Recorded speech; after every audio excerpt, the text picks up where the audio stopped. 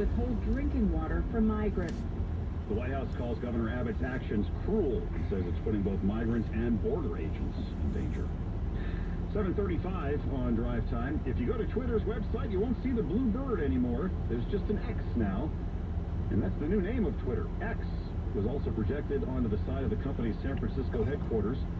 Elon Musk says the name change is meant to show that the social media platform is an everything app, a combination of social media, messaging, and payment services. On Newsline today, CBS News tech consultant Ian Sherr sums up how we got here. I think for a long time, Elon Musk, since he bought the company late last year, has been making changes, and there's been a lot of debate about whether they've been good or bad or whatever else. But now he's effectively saying, okay, break with the past, this is a new company, and I have a whole different vision for what I want it to be. Whatever that Twitter thing was, it may have been one of the most recognizable symbols on the planet, but I am done with it. It's too soon to tell, but Musk could face backlash over the change to X. Everyone from the banks that lent him billions of dollars to help him buy Twitter to users themselves. Today was the 25th straight day of 110 degrees or more in Phoenix.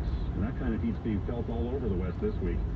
Here's CBS's Nicole Skanger with more on what volunteer groups are doing to help people out there stay cool. A constant pull on volunteers and city officials to make sure that there are supplies that are available.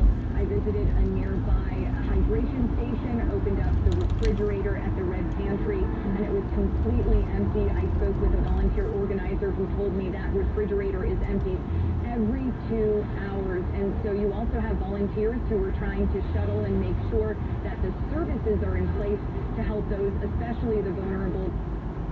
Here in the tri-state, our forecast calls for a good chance of a heat wave later in the week. Climate experts say the heat in the U.S. is part of a global trend. Research shows the planet's warming at an accelerated rate. The 10 warmest years on record have all happened since 2010. This month is on track to become the hottest month since records started. So what can be done to stop the warming? Here's climate scientist Michael Mann. If we bring our carbon emissions to zero, the planet actually stops warming up very quickly. So there's an immediate and direct impact of our efforts to decarbonize our civilization.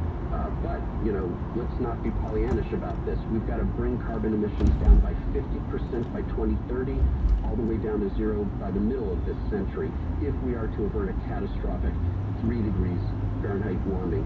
Already, the summer Death Valley has flirted with the hottest temperature ever recorded on Earth, 134 degrees. WCBS News Time, 7:38. Traffic and weather together every 10 minutes on the 8th. Here's Greg Rice. Good evening, Michael. Northbound West Side Highway getting up towards West 96th. We're still dealing with that stall on the left lane. That's what's got you crawling now all the way back to the 60. The Riverside Drive and Broadway, they get you uptown in better shape. Citybound George is fine. Cross Westchester and the northbound Deegan. Worst of it getting you out. Verrazano, Brooklyn bound still in recovery because of the earlier crash. Lower is better either way. A little north of the city on the eastbound Cross Westchester, we're dealing with a standstill getting out towards 95 because of the earlier truck fire. Ramp to 95 north is still shut, and that's why the eastbound Cross Westchester just doesn't move from the Hutchinson River Parkway. On Long Island, much better news in Suffolk. Westbound LI at Ocean Avenue, earlier crash is long gone. Overall, LI and Northern are in pretty good shape. Southern, couple of westbound brake taps in Nassau, getting you out to Eagle Avenue, so Sunrise Highway will help you that far. In New Jersey, Garden State Parkway, not seeing any major issues just yet in either direction. Even the New Jersey Turnpike is off to a pretty good start with no construction causing issues, and that's the same story in Connecticut. 95 and the Merritt are in pretty decent shape. Next traffic update at 7:48. Breaking traffic news when it happens. I'm Greg Rice in the WCBS Traffic Center. Ryan Thompson's forecast calls for a chance of a thunder shower this evening, but radar is clear right now, so we may be out of the woods there. Otherwise, muggy tonight, patchy clouds, a low of 72 in the city, 60s for a lot of the suburbs. Tomorrow, warm and humid with a heavy thunderstorm late in the day or early in the evening. Tomorrow's high 86. Wednesday, warm with a high of 88. And then Thursday and Friday, look out, hot and humid with both days well into the 90s. The heat index Thursday and Friday could top 100 degrees. Right now, here in the tri-state, it's 82 in Metuchen, 80 in Nanuet, 78 in Howard Beach, and here in lower Manhattan, partly cloudy, and 79 degrees at 7:40 at WCBS. More protests in Israel today after Parliament decided to strip the Supreme Court of a lot of its power. We'll have more on that coming up on Drive Time. Next up on WCBS Ticket Tuesday will be Mets in the house. You can win tickets to see the Mets battle the Washington Nationals Thursday at Citi Field, courtesy of our friends at Tri-Honda dealers. Listen tomorrow morning in the 6 and 7 o'clock hours for your chance to win on your radio home for Mets baseball, WCBS 880, and on the free Odyssey app.